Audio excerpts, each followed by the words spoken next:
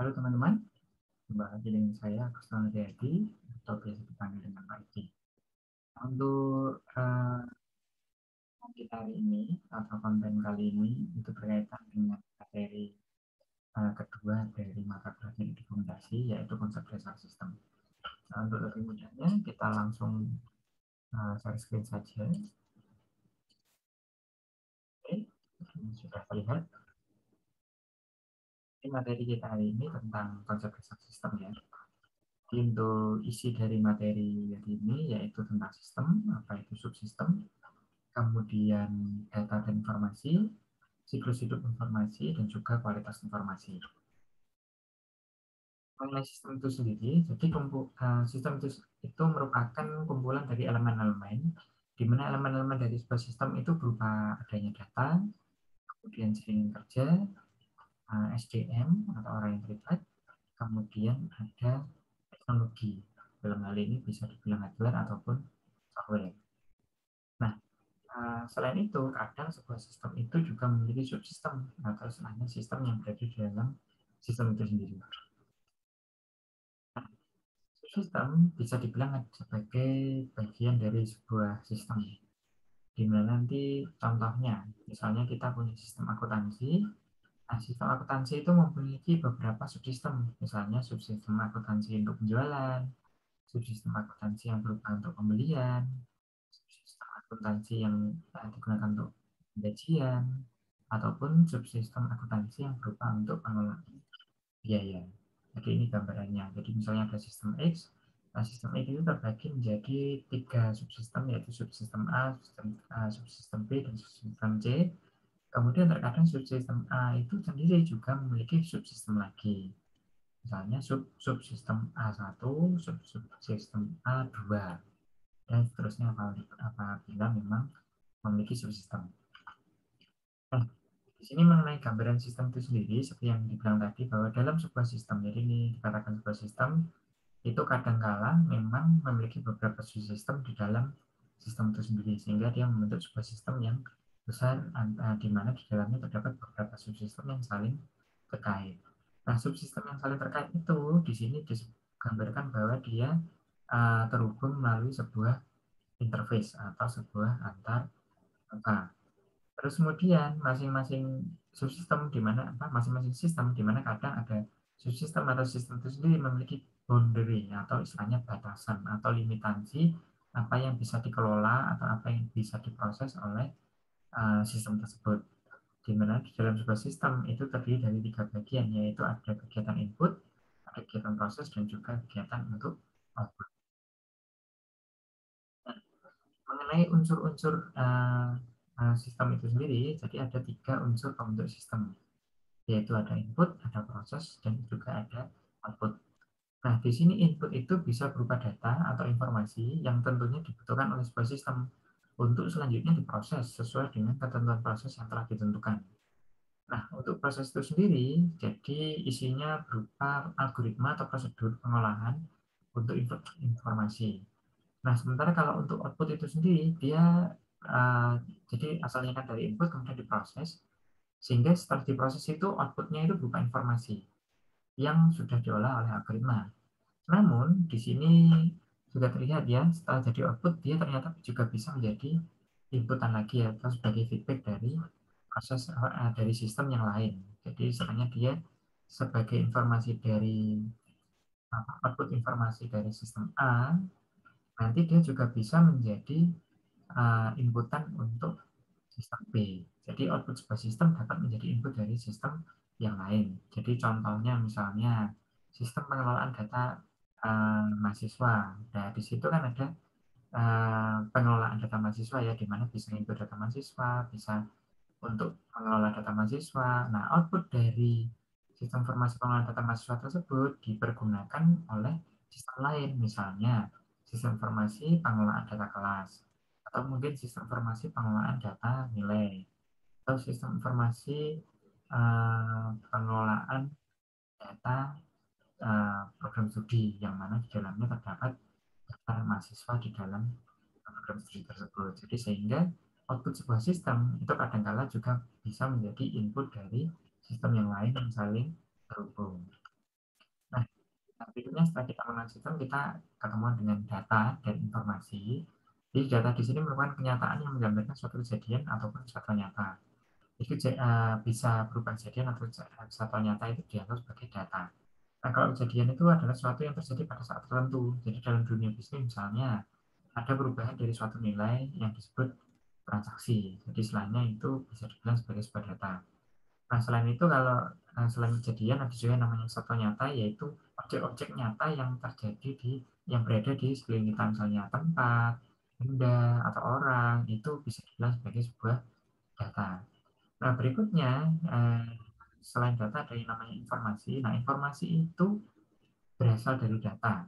Jadi istilah lainnya adalah data yang sudah diproses ke dalam suatu bentuk yang memiliki arti bagi si penerima dan memiliki nilai nyata dan terasa bagi keputusan saat itu ataupun pendatang. Jadi istilahnya informasi yang kita miliki itu sebuah data itu bisa menjadi sebuah informasi setelah dia melalui tahap pemrosesan, dan juga hasil pemrosesan tersebut itu bisa memiliki arti bagi kita sebagai penerima.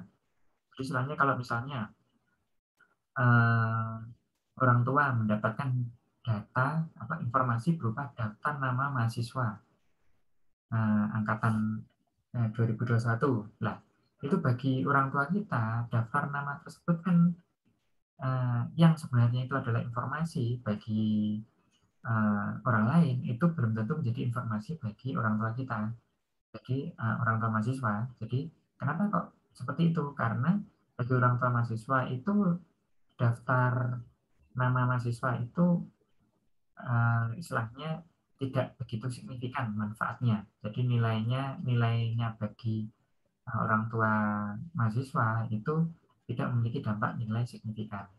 Nah, akan tetapi itu akan berbeda bagi program studi ketika mendapatkan daftar nama mahasiswa.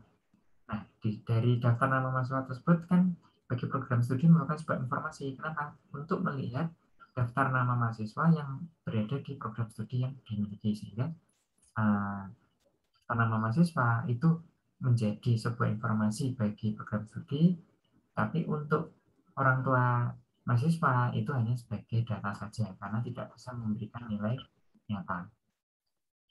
Nah, berikutnya gambaran data ketika berubah menjadi ketika melalui tahap pemrosesan menjadi informasi. Jadi di sini data itu mengarah ke kanan gitu ya, jadi dia mengalami proses. Nah, biasanya yang paling umum itu setelah diproses kan menjadi informasi.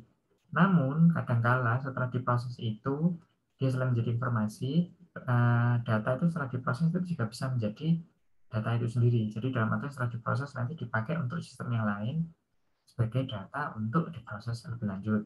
Lalu selain itu setelah diproses data langsung disimpan. Nah, seperti itu kan berarti dia melalui tahap pemrosesan. Nah, selain itu pada saat pemrosesan itu kadang selain menggunakan data yang baru, juga menggunakan data yang sudah disimpan. Nah, itu gambaran keterkaitan antara data, proses, dan informasi. Nah, berikutnya mengenai siklus hidup informasi. Nah, siklus hidup informasi atau information life cycle itu merupakan pengelolaan informasi melalui sebuah proses, di mana tahapan siklus hidup informasi itu terdiri dari 5 bagian, yaitu 5 tahapan, yaitu bagaimana informasi itu diciptakan, kemudian bagaimana informasi disimpan, kemudian bagaimana informasi digunakan, bagaimana informasi disampaikan, dan juga bagaimana informasi tersebut setelah dikelola. Nah, berikutnya mengenai kualitas informasi ya, atau information quality atau biasa disingkat IQ. Jadi intrinsic IQ atau di sini adalah ada 4 kualitas informasi. Ada intrinsic, ada accessibility, ada kontekstual, dan representational penyajian informasi. Nah, untuk penjelasan lebih detailnya akan masuk ke slide berikutnya. Jadi yang pertama kualitas informasi intrinsik atau langsung. Jadi di sini informasi itu memiliki kualitas informasi yang secara langsung, di mana yang pertama itu terkait akurasi atau keakuratan. Jadi di sini gambarannya informasi itu bisa memberikan informasi yang tepat, bebas dari kesalahan, dan tidak bias atau menyesatkan. Maka itu bisa dibilang informasi yang memiliki kualitas secara langsung. Kemudian objectivity, yaitu informasi yang disajikan itu informasinya itu tidak bias, tidak berprasangka dan tidak memihak. Jadi dalam artian informasi yang langsung kita terima itu tidak berat sebelah. Jadi informasinya itu ya istilahnya tidak apa ya, tidak menjadi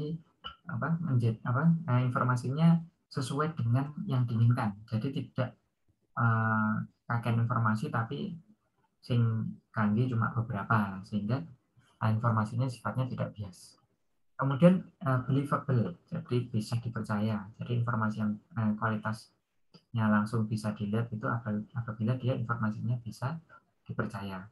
Kemudian kualitas berikutnya adalah informasi yang memiliki reputasi. Jadi di mana informasi yang kita miliki itu bisa dihargai. Jadi dalam artian kalau informasi itu kan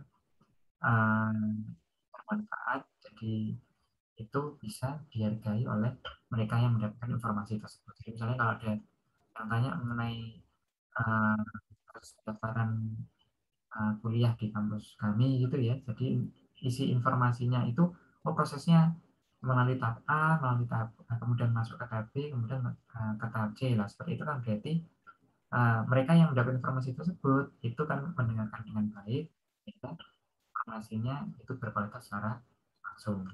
Kemudian berikutnya ketersediaan. Jadi informasi tersebut harus tersedia. Di mana yang pertama adalah accessibility, yaitu aksesibilitas tergantung pada pengguna sistem bagaimana di mana pengguna sistem itu bisa mengakses dengan mudah informasi tersebut.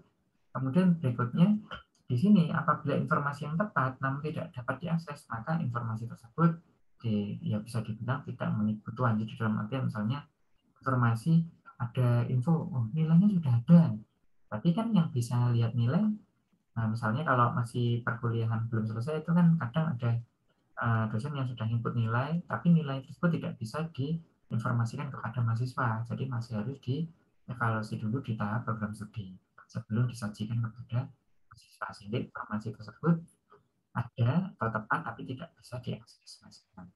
Kemudian berikutnya accessibility. Jadi dalam artian ketersediaan informasi itu juga terkait dengan tingkat keamanannya. Jadi sebisa mungkin informasi yang disajikan itu harus aman untuk informasi bagi orang-orang. Jadi maksudnya informasi tersebut aman bagi mereka yang mendapatkan informasi.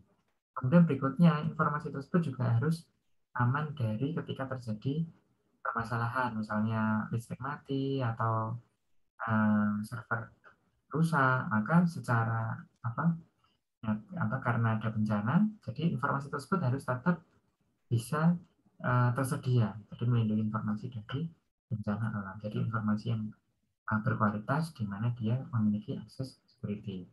Kemudian berikutnya kualitas informasi yang sifatnya kontekstual atau secara isi. Nah, jadi dalam artian misalnya memiliki relevansi, jadi istilahnya sesuai dengan tujuannya, jadi relevan. Jadi informasi mengenai jumlah barang di gudang itu relevansinya untuk ya si admin gudang. Jadi tidak misalnya kalau informasi jumlah barang di gudang, tapi yang diinformasikan itu bukan admin gudang atau mereka yang tidak punya kepentingan untuk mengetahui jumlah barang di gudang, itu kan informasinya menjadi tidak relevan.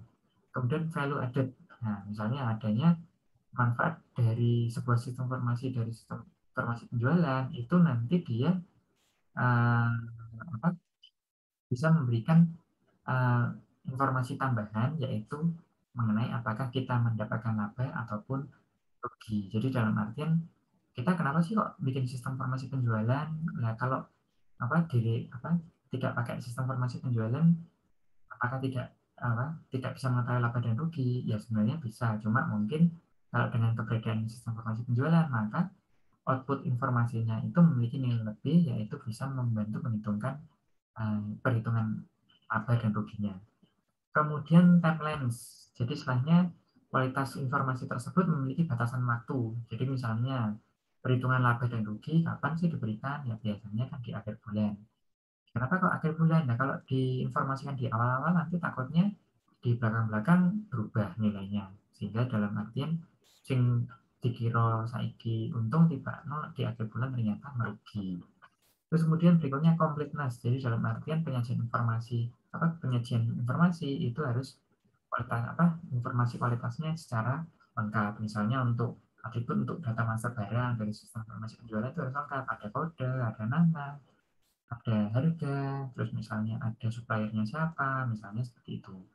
Terus kemudian jumlah informasi atau amount of information. Jadi istilahnya kualitas informasi yang berkualitas itu biasanya jumlah informasinya itu biasanya cukup banyak. Terus kemudian ketersediaan kualitas informasi yang mengenai tingkat ketersediaannya. Jadi dalam artian informasi tersebut kan kadang-kadang bisa kita lihat, tapi mungkin kita tidak paham. Yang pertama karena masalah interpretability. Dalam artian, misalnya kita lihat sistem gitu ya, lihat aplikasi. Nah, sistem tersebut ketika kita lihat pertama kali, itu kita bingung nggak cara pakainya, atau menu-menunya mudah dipahami atau enggak. Nah, seperti itu kaitannya dengan interpretability, misalnya penggunaan bahasa, simbol, dan definisi yang sesuai dari sistem yang kita buat. Kemudian berikutnya, penyajian informasi itu mudah dipahami enggak. Jadi selainnya ketika sistem informasi itu direkap dalam bentuk teks, jadi informasi bla ada saat ini untuk berapa, atau dalam bentuk tabel atau dalam bentuk grafik, itu bisa nggak dipahami. Terus kemudian di sini yang berikutnya mengenai kualitas persediaan informasi yaitu mengenai easy of understanding. Jadi informasi yang disampaikan itu informasi yang jelas, tidak ambigu dan mudah dipahaminya. Itu terkait dengan interpretability juga. Nah, kemudian concise representation yaitu sejauh mana ringkasan informasi ini mewakili seluruh informasi. Dari dalam artian kadang-kadang informasi yang diberikan ke kita itu sudah direkap atau sudah dirangkum. Nah, ketika informasi tersebut dirangkum, sudah bisa nggak mewakili informasi yang perlu kita dapat. Nah, seperti itu. Kemudian consistent representation, yaitu kesamaan format umum dari sistem ke sistem, ataupun dari subsistem ke subsistem. Jadi dalam artian informasi yang diberikan antara sistem ke sistem, itu informasi formatnya itu harus sama terus. Jadi misalnya kita kalau beli di Alfamart gitu ya, struknya kita sama struknya orang lain yang beli setelah kita itu formatnya sama, meskipun mungkin produk yang dibeli tidak sama, tapi output struk belanjanya itu formatnya sama. Jadi misalnya nama barang, jumlah barang, harga satuan atau harga total, sehingga ketika kita mendapatkan informasi yang formatnya seperti itu, maka orang lain ketika belanja di Alfamart juga mendapatkan informasi yang sama. Kemudian berikutnya easy of manipulation. Jadi dalam artian informasi yang kita dapat itu sebisa mungkin itu bisa kita olah lagi. Jadi istilahnya gini, kalau disamakan dengan makanan itu, misalnya kita dapat makanan yang sudah diolah, misalnya contoh sederhana itu nasi goreng. Nasi goreng itu kan sebenarnya makanan yang sudah diolah. Tapi nasi goreng tersebut itu ketika diolah lebih lanjut itu masih memungkinkan. Jadi misalnya ditambahi bumbu tambahan atau lauk tambahan sehingga nasi gorengnya menjadi lebih enak atau lebih sesuai dengan selera. Atau misalnya nasi goreng dicampur dengan mie goreng. Nah, seperti itu kan ada juga yang makannya seperti itu. Jadi dalam artian informasi yang kita terima itu terkadang ada yang perlu dimanipulasi atau diatur ulang atau dikombinasikan dengan informasi lain supaya informasinya menjadi lebih lebih baik lagi untuk dimiliki atau nilainya menjadi lebih tinggi. Nah, itu mengenai kualitas informasi. Jadi materi hari ini kira-kira seperti itu. Terus kemudian untuk tugasnya sebenarnya hanya menjawab pertanyaan aja sih. Jadi menjawab pertanyaan yaitu berupa 2 contoh sistem yang terdapat di sekitar kita, di sekitar Anda. Pertanyaan tersebut bisa langsung dijawab di Classroom. Kalau yang dilihat konten YouTube ini yang jawabnya bisa langsung di komentar, tapi ya saya tidak yakin juga sih ada yang mau komentar di channel ini. Untuk materi hari ini kira-kira selesai sampai di situ. Jangan lupa subscribe di sini. Sampai jumpa lagi. Terima kasih.